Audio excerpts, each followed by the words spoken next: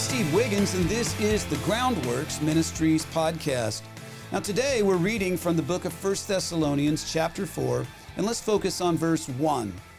Finally then, brothers, we ask and encourage you in the Lord Jesus that as you have received from us how you must walk and please God, as you are doing, do so even more.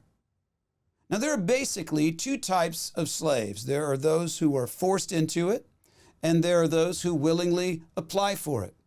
And many people have an inappropriate view of Jewish biblical slave life because they focus slavery in their minds. They focus on the Alex Haley. Remember that book, Roots, or maybe Cecil B. DeMille's 10 Commandments.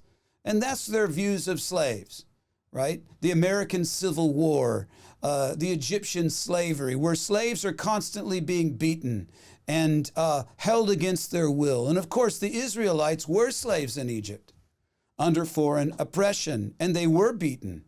But within the nation of Israel, there was a system of slavery, and maybe slavery is the worst term for it, but it is what it is. It was a voluntary slavery, which was not usually physically abusive. I'm not making a case for forced slavery, and I believe that that's cruel and that's inhumane. I'm just saying that Paul's use of slave imagery was received in a more positive light in his day than it is in ours.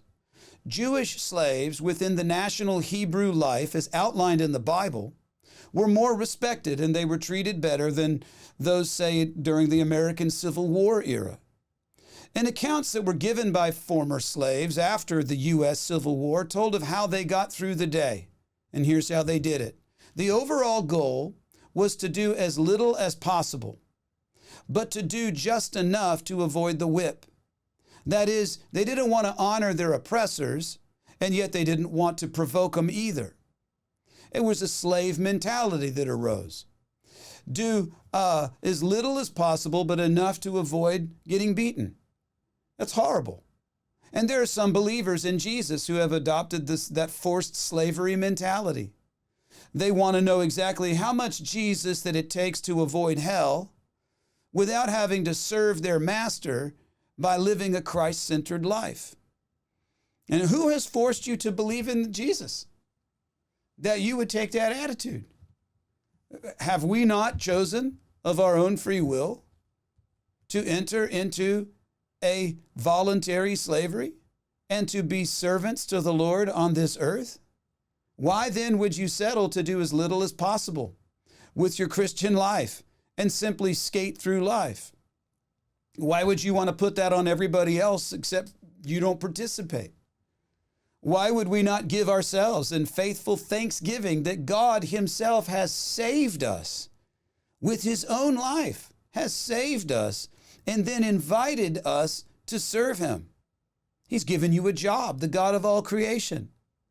Paul addressed the believers in Thessalonica by encouraging the progress that they had made. But Paul goes further. He says, as you are doing, do so even more. And while there are legitimate times of rest, and there's a legitimate time of refreshment, the momentum of our lives should always be moving forward and upward. And we have come a long way since we became believers in Jesus, and God be praised for that. Here's our challenge. We need to go further. Regardless of what we've done in the past, put those things away and keep on pressing on toward the higher call of the Lord. I'm Steve Wiggins, and this is the Groundworks Ministries podcast. Now, Groundworks Ministries operates entirely through financial donations from faithful people just like you.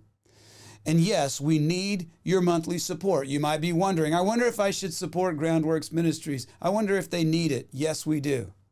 Yes, we do. Donating is secure, and it's also easy at our website, groundworksministries.com. You know, another way to help is to tell people about Groundworks Ministries. You can share these podcasts with friends and family. Share them on your social media. We love it when you do that. And of course, you can always direct folks to our website, groundworksministries.com.